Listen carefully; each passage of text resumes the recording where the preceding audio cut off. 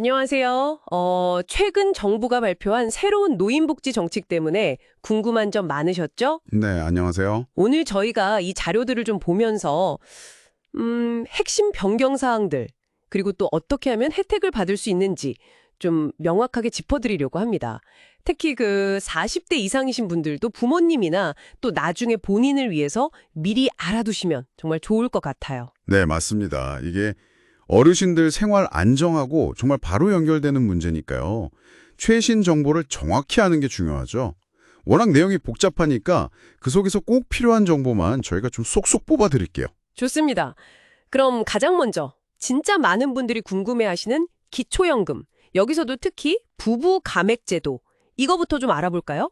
부부가 같이 받으면 각각 20%씩 깎였잖아요. 이게 좀 말이 많았는데 어떻게 바뀌나요? 네, 그 부부 감액제도 드디어 단계적으로 폐지 수순을 밟게 됩니다.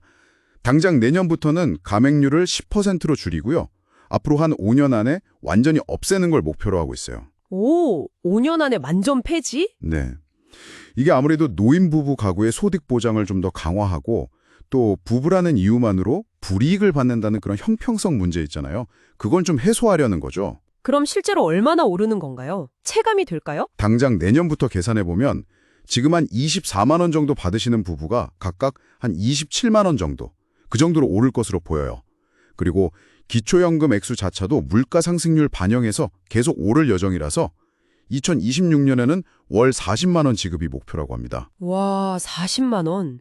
그럼 정말 실질적인 소득 증가 효과가 있겠네요. 기초연금 말고 그 기본적인 생활보장 관련해서도 큰 변화가 있다고요? 그 부양의무자 기준 폐지, 이게 핵심이라던데요? 맞습니다. 기초생활보장제도에서 이 부양 의무자 기준이 완전히 폐지되는 거. 이건 정말 중요한 변화예요. 예전에는 김용호 어르신 사례 같은 경우처럼 자녀가 소득이 좀 있다는 이유로 정작 본인은 어려우신데도 혜택을 못 받으시는 경우가 진짜 많았거든요. 아, 네. 주변에서도 그런 얘기 종종 들었어요. 네. 근데 이제는 자녀가 있든 없든 또 자녀 소득이 얼마든 관계없이 어르신 본인의 소득하고 재산, 딱 그것만 보고 심사를 받게 되는 겁니다. 이게 복지 사각지대를 줄이는데 정말 큰 도움이 될 거예요. 그럼 이것도 궁금한데요. 기초연금을 받으면 생계급여가 깎인다거나 뭐 그런 얘기도 있었잖아요. 그것도 바뀌는 건가요? 아, 네. 그것도 진짜 중요한 포인트예요. 예전에는 기초연금이 소득으로 잡혀서 생계급여 액수가 줄거나 아예 탈락하는 경우도 있었는데 이제는 소득 산정에서 제외됩니다. 오, 그럼 둘 다 받을 수도 있겠네요. 네, 그렇죠. 두 가지 혜택을 모두 받을 가능성이 훨씬 커진 거죠. 그리고 생계급여나 주거급여 같은 거의 선정 기준선 자체도 조금씩 올라가서 지원 대상이 좀 더 넓어질 걸로 보입니다. 기본적인 소득 지원 외에도 어르신들이 실제 생활에서 겪는 어려움들이 있잖아요. 그런 걸 덜어줄 다른 정책들도 좀 눈에 띄던데요. 몇 가지만 더 짚어주시죠. 네, 크게 한 3가지 정도 더 주목해 볼 만한 게 있는데요. 첫째는 돌봄 부담 완화예요.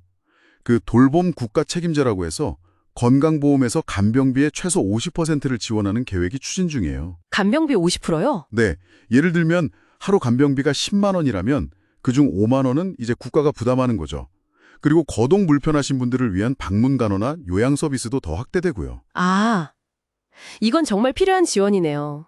간병비 부담이 정말 크잖아요. 지역으로 시범 사업이 확대되고 나중엔 전국으로 시행될 예정인데요. 소득 기준 없이 입원이나 재택, 통원 치료 시에 하루에 한 4만 8천 원 정도, 이걸 최대 150일까지 지원받을 수 있게 돼요. 아파도 생계 때문에 쉬지 못하는 분들께는 정말 큰 힘이 되겠어요. 네, 마지막으로 셋째는 농식품 바우처 확대예요. 지원 대상이 차상위 계층까지 늘어나고 전국에서 시행되고요. 4인 가구 기준으로 월 10만 원 상당의 농식품을 살 수 있는데 이걸 전통 시장에서도 쓸 수 있게 됩니다. 어르신들 영양 관리에도 좋고 또 지역 경제에도 도움이 되겠네요. 네, 맞아요.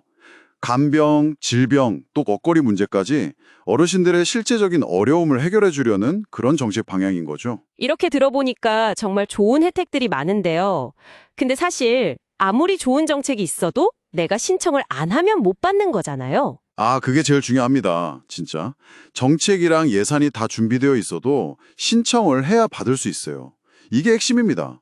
그럼 어떻게 신청해야 하나요? 좀 막막하게 느끼실 수도 있을 것 같은데. 가장 쉽고 확실한 방법은요. 신분증 같은 거 가지고 가까운 주민센터 있죠. 거기 직접 가셔서 상담을 받아보시는 거예요. 혹시 인터넷이 좀 더 편하시면 복지로 웹사이트라고 있어요. 복지로.go.kr 여기나 아니면 정부24 앱에 국민비서 기능이 있거든요. 이걸 활용해서 정보를 얻거나 일부는 온라인 신청도 가능합니다. 주민센터 방문, 복지로 웹사이트, 정부24 앱 기억해둬야겠네요. 혹시 신청할 때 알아두면 좋은 팁 같은 것도 있을까요? 얕다시 드리자면요. 주민센터는 보통 월요일이나 금요일 오후는 좀 붐비니까 비교적 한가한 화요일이나 수요일 오전에 가시는 게 좀 나을 수 있고요. 그리고 복지제도는 매년 조금씩 바뀔 수 있거든요. 그러니까 한 1년에 한 번 정도는 주민센터나 복지관 같은 데 가셔서 혹시 제가 지금 받을 수 있는 혜택이 더 있을까요? 이렇게 한번 물어보시는 게 좋아요. 아, 매년 확인해 보는 게 좋군요. 네. 또 중요한 게 소득이나 재산의 변동이 생기면 꼭 신고를 하셔야 하고요. 가끔 무료로 신청할 수 있는 걸 돈 받고 대행해 준다는 업체들이 있는데 그런 건 좀 주의하셔야 합니다. 신청은 무료예요. 네, 오늘 이렇게 쭉 살펴봤는데요. 이 혜택들은 결국 우리가 낸 세금으로 마련된 어떻게 보면 우리의 권리잖아요. 방송 들으시는 분들 나에게 혹은 우리 부모님께 해당되는 내용은 없는지 꼭 한번 확인해 보셔서 놓치는 일이 없었으면 좋겠습니다. 맞습니다. 그리고 마지막으로 한 가지만 더 생각해 볼 점을 던져드리고 싶은데요. 오늘 저희가 주로 다룬 건 중앙정부 정책이잖아요.